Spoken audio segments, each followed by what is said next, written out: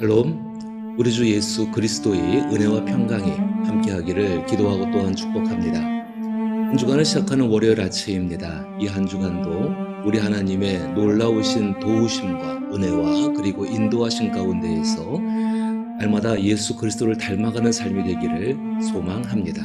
오늘 함께 읽고 묵상할 말씀은 예레미야 30장 18절로부터 24절 말씀입니다. 제가 말씀을 읽어보겠습니다. 여호와께서 말씀하시느니라. 보라, 내가 야곱 장막의 포로들을 돌아오게 할 것이고 그 거처들의 사랑을 베풀 것이라. 성읍은 그 폐허가 된 언덕 위에 건축될 것이요 그 보루는 규정에 따라 사람이 살게 되리라. 그들에게서 감사하는 소리가 나오고 즐거워하는 자들의 소리가 나오리라. 내가 그들을 번성하게 하리니 그들의 수가 줄어들지 아니하겠고 내가 그들을 존귀하게 하리니 그들은 비천하여지지 아니하리라. 그의 자손은 예전과 같겠고 그 회중은 내 앞에 굳게 설 것이며 그를 압박하는 모든 사람은 내가 다 벌하리라. 영도자는 그들 중에서 나올 것이요 그 통치자도 그들 중에서 나오리라. 내가 그를 가까이 오게 하리니 그가 내게 가까이 오리라. 참으로 담대한 마음으로 내게 가까이 올 자가 누구냐? 한 여호와의 말씀이니라. 너희는 내 백성이 되겠고 나는 너희들의 하나님이 되리라. 보라, 여호와의 노여움이 일어나 폭풍과 회오리 바람처럼 악인의 머리 위에서 회오리 칠 것이라. 여호와의 진노는 그의 마음에 뜻한 바를 행하여 이루기까지는 돌이키지 아니하나니 너희가 끝날에 그것을 깨달으리라. 아멘. 오늘 함께 읽으신 말씀은 이스라엘 백성들의 회복을 말씀하고 있습니다. 특별히 본문 가운데에서 18절의 말씀을 보면은 그들이 가지고 있는 삶의 조건들이 회복되는 모습을 하나님이 말씀하십니다. 다시 한번 제가 보면은 여호와께서 말씀하시느니라. 내가 야곱 장막의 포로들을 돌아오게 할 것이고 그 거처들의 사랑을 베풀 것이라. 성읍은 그 폐허가 된 언덕 위에 건축될 것이요 그 보루는 규정에 따라 사람이 살게 되리라. 야곱의 장막, 야곱에 속한 사람들, 하나님의 백성들이 포로로 잡혀갔었는데 그들이 돌아오게 될 것을 말씀하시고 그들이 돌아온 연후에 그 거처에 사랑을 베풀 것이다. 하나님의 헌신적이고도 놀라운 사랑이 그들의 삶 가운데에 깊숙이 자리 잡게 되어져서 그들의 삶을 인도하실 것을 말씀하십니다. 그리고 그 폐허가 된 언덕 위에 건축될 것이며 그 보로, 사람들이 사는 집이지요. 그 집은 규정에 따라서, 다시 말해서 이제 공법과 정의, 사회적인 규칙에 따라서 정당하게 배분되는 그런 사회를 하나님이 만들 것을 말씀하십니다. 그리고 19절과 20절에 이어서는 그들의 내면적인 회복에 대해서 이야기합니다. 또 한번 제가 읽어보면은 그들에게서 감사하는 소리가 나오고 즐거워하는 자들의 소리가 나오리라. 감사하는 소리가 나오고 즐거워하는 소리가 나온다. 내면에 기쁨이 없이는, 정말로 자기 내면에 기쁨이 없이는 나올 수가 없는 소리들이 나오게 된다는 것이지요. 하나님의 사랑 속에서 하나님과 함께 있음으로 말미암아 그들의 심령 가운데 나오는 자연스러운 것들이 나오게 되어지는 것입니다. 또한 내가 그들을 번성하게 하리니 그들의 수가 줄어들지 아니하겠고 내가 그들을 존귀하게 하리니 그들은 비천해지지 아니하리라. 이 말씀 가운데는 좀 특별한 의미들이 있습니다. 내면이 회복되는데 하나님께서 베푸신 여러 가지 삶의 조건들과 그 사랑으로 돌보시로 말미암아서 소리가 나온다라는 표현을 쓰고 있습니다. 그리고 그 소리 가운데에서는 내가 번성하게 하리니 이렇게 나옵니다. 그 말은 어떤 표현인가 하면은 그 번성하게 한다. 그들 가운데에서 이런 소리가 나오는 것입니다. 이제 자녀를 낳고 싶다.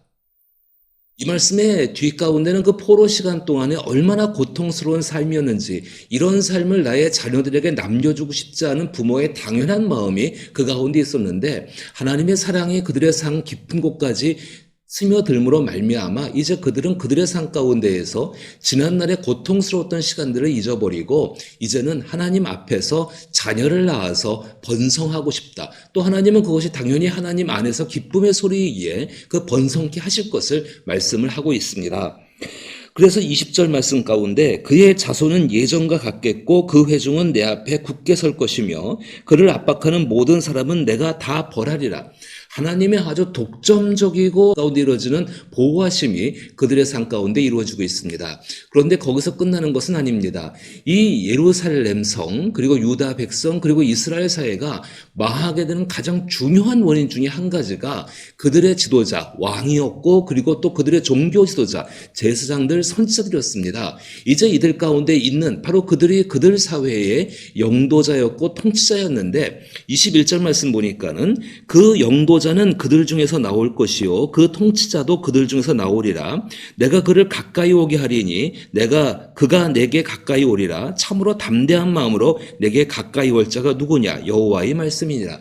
바로 이 말씀 가운데에서 하나님께서 이제 전날에 실패했던 영도자 통치자가 아니라 나올 것이요 가까이 올 자, 하나님께 자신의 운명을 맡긴 채로 살아갈 수 있는 영도자, 지도자, 그리고 제사장, 바로 이런 사람들을 하나님께서 이제 보내시겠다는 것입니다. 그들을 세워서 그들로 하여금 다시는 전날의 실패처럼 전날에 하나님과의 언약을 맺은 백성이요 그 나라다운 모습을 잃어버리는 모습이 아니라 오히려 그 지도자로 인하여서 그 영도자 통치자로 인하여서 완전히 굳건히 서게 하는 것들을 이루겠다는 말씀이십니다. 이 말씀 가운데에는 특별히 기억할 것이 하나님 앞에 나올 때에 그 나오는 사람들을 누구를 말하는가? 바로 제사장을 단적으로 이야기해야 되는데 구약의 조건이 제사장들이 하나님 앞에 나갈 수가 있었죠. 그런데 그 나갈 때에 이제 구약의 조건을 무효화시키는 것이 아니라 제사장들, 한 걸음 더 나가서 영도자와 통치자, 그들을 다스리는 사람들이 하나님 앞에 나올 때에 이전에 했던, 구약에서만 했던 그 모든 헌신의 조건들, 하나님 앞에 합당한 조건들을 훌쩍 뛰어넘는 것, 쉽게 말하면 이렇습니다. 예전에 했던 일이 특별한 일이 아닌 것이 되는 것들, 바로 그로 말미암아 이전의 것은 다 지나가게 하고 이제는 이전의 요구를 다 만족시키게 되어지고 그곳으로부터 새로운 출발을 하게 할 수 있는 바로 그 영도자, 통치자, 지도자, 제사장, 바로 그런 사람들이 나오게 될 것을 하나님이 말씀하십니다. 우리는 쉽게 할 수 있습니다. 과연 이 일을 누가 하실 것인가? 이스라엘 백성들이 포로에서 돌아온 연후에도 사실 이렇게는 되지 않습니다. 그러면은 하나님은 이것을 누구를 향해 가르치고 계시는 것일까요? 바로 우리 주 예수 그리스도를 향해서 하시는 말씀이십니다. 그 예수를 닮은 사람들이 그 가운데 하나님은 만들어내시려고 했는데 그것이 온전하지를 못했습니다. 그러나 이제 우리가 살펴볼 것은 그럼 이렇게 함으로 말미암아 이제 구약이든 신약이든 간에 예수님 이전이든 간에 예수님 이후이든 간에 과연 주께서 하시는 일은 무엇인가? 그것이 오늘의 22절 말씀입니다. 너희는 내 백성이 되겠고 나는 너희들의 하나님이 되리라. 참 은혜의 말씀이죠. 너희는 내 백성이 되겠고 나는 너희들의 하나님이 되리라. 이것이 바로 24절에 여호와의 진노는 그의 마음에 뜻한 바를 행하여 이루기까지는 돌이키지 아니하나니. 하나님께서 마음에 뜻한 바가 무엇인가? 너희는 내 백성이 되겠고 나는 너희들의 하나님이 된다는 바로 그것입니다. 예레미야는 말씀을 통해 이런 하나님을 알았습니다. 그리고 예레미야 역시 그 백성들과 함께 핍박과 나라의 멸망들과 같은 최악의 상황들을 경험하며 살게 되죠. 그때 또 예레미야와 함께 했던 바룩이나 아니면 예레미야와 같은 길을 걸었던 사람들은 과연 그 땅 가운데에서 그 시기 가운데 어떤 자세로 살아갔을까요? 분명히 이 사람들은 심판이 심판으로 끝나지 아니하고 하나님의 회복이 약속되어 있는 것을 믿고 있는 사람이고 그 심판이 지나가고 나면은 여기 하나님이 이렇게 말씀하시는 것처럼 이렇게 복된 것이 만들어질 것을 믿고 있는 사람이지만 사실 이들은 그곳에 시작되는 징조조차 보지 못합니다. 다만 기다리면서 그 하나님의 선한 말씀이 이루어지는 것 때문에 그 말씀을 이루시는 하나님 때문에 그 시간들을 견뎌낼 수 있는 사람들이었습니다. 어떤 모습이었을까요? 그들은 내적인 고요한 평안 가운데에서 이 모든 상황 가운데에서 담대할 수 있는 사람들이었습니다. 견고하여서 흔들리지 않는 사람, 하나님의 말씀 그대로 놋성벽이 되어져 가고 있는 것입니다. 그리고 함께 있는 사람들에게 버팀목이 되어져 가고 있는 것입니다. 그리스도 예수를 따라가는 우리들의 모습이 어떨까요? 우리는 얼마나 세상 일 가운데에 많이 흔들리는지 모릅니다. 그런데 하나님께서 어려운 일 때문에 흔들리고 있는 우리를 향해서 반드시 하나님의 뜻이 나는 너의 하나님이 되고 너는 나의 백성이 되겠다는 그 약속의 말씀을 우리가 알고 있고 믿고 있고 그 말씀을 이루실 분이 하나님이라는 것을 신뢰하고 있다라고 한다면은 우리는 우리의 삶 가운데 나 자신을 하나님께서 노성벽이 견고하고 단단하고 흔들리지 않는 사람이, 그래서 승리를 주신 하나님께 감사할 사람이 되어져 가게 하는 것과 또 한 가지, 함께 있는 사람들에게 버팀목이 되어주는 삶을 살아나가야 한다는 것입니다. 그 삶 가운데 우리 하나님의 선한 도우심이 함께 하시고 그 삶 가운데 하나님의 역사가 이루어집니다. 다시 돌아옵니다. 피할 수 없는 고난과 환난과 심판이 하나님의 선한 뜻을 이루어가는 과정인 것을 받아들일 수 있다는 것, 그것은 하나님을 알아간다는 것입니다. 하나님을 아는 사람만이 바로 그 일을 받아들일 수 있고 그 일 가운데에서 세상과는 다른 평안을 누리며 살아갈 수 있게 되는 것이지요.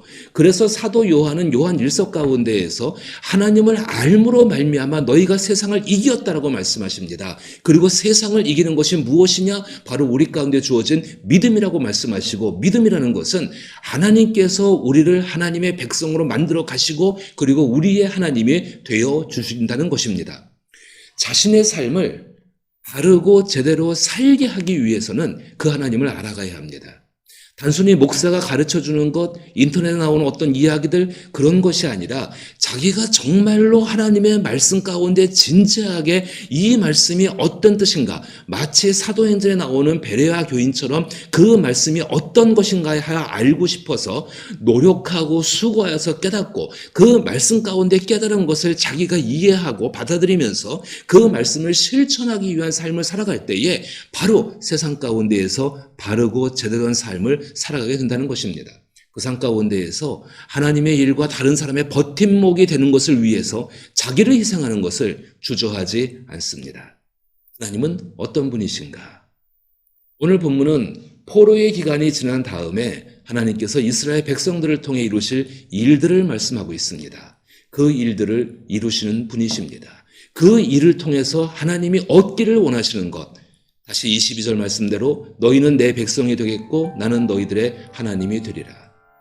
이 말씀을 조금 깊이 생각을 해보시게 되면은 이 말은 떨어져 있는 두 대상이 하나가 되는 것을 미래형으로 약속을 하고 있는 것입니다.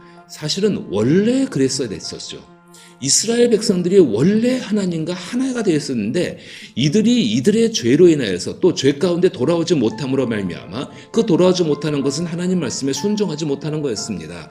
그러고 말미암아서 이들은 하나님과 떨어져 있었습니다.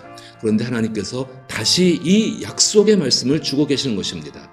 떨어져 있는 두 사람이 다시 하나가 된다는 것, 이렇게 말해볼 수 있을까요? 우리가 보통 사랑 고백이라 할 때 너는 내 아내가 되겠고 나는 너의 남편이 되리라, 그 말 속에서 새로운 관계를 통해 이루어지는 새로운 삶의 모습을 생각해 볼 수 있죠. 우리에게 하나님은 어떤 분이십니까? 그것은 날마다 생각하고 깨닫고 알아가야 할 일일 것입니다. 포로 기간, 한 번도 경험해보지 못한 공경이고 고난이고 환난이고 시험입니다. 그런데 오늘 말씀을 가만히 살펴보시게 되면 하나님께서 이렇게 놀라운 일들을 행하시는 것이 그 포로가 끝난 다음에, 포로 생활에서 벗어난 다음에 주시는 약속이 아니라는 것입니다. 공경과 환난과 시험을 벗어나기 이전에 그 공경은 이스라엘 백성들 스스로가 벗을 수 없는 공경이고 환난이고 시험입니다. 공경에서 벗어난다는 것을 조건으로 하나님께서 새로운 관계를 맺으시겠다고 말씀하신 것이 결코 아닙니다. 그 공경 이전에, 공경이 시작되기 전에 공경을 이기게 하셔서 하나님이 하나님이신 것을 알고 믿으며 하나님의 백성이 되게 하시겠다는 것입니다. 그렇다면 그들에게 주어진 공경은 무엇일까요? 하나님을 새롭게 알고 그 하나님과 새로운 관계를 맺을 수 있는 기회이지요. 우리는 그리스도 예수 안에서 살아갑니다. 결코 하나님과의 관계가 그리스도 예수로 말미암아서 깨어질 수 없을 것입니다. 하지만 종종 우리는 우리의 일로 인해서 우리의 마음이 그리고 우리의 삶의 태도와 모습들이 하나님으로부터 멀어질 때가 있습니다. 하지만 하나님은 우리를 향한 약속이 변치 않으십니다. 그리스도 예수 안에서 우리를 향하신 사랑이 끊을 자가 없다라는 것, 아무것도 끊지 못한다는 그 약속의 말씀처럼 하나님은 우리를 붙잡고 계시고 우리의 삶을 인도해 가실 것입니다.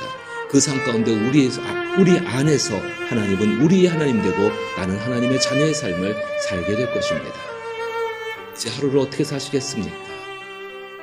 하나님의 선하게 만들어 가시는, 나는 너의 하나님이 되고 너는 나의 자녀가 되겠다는 그 약속의 말씀을 이루시는 하나님과 함께 살아가야지 않겠습니까? 오직 믿음으로 한날의 삶을 살아갈 수 있기를 나사렛 예수 이름으로 축복합니다.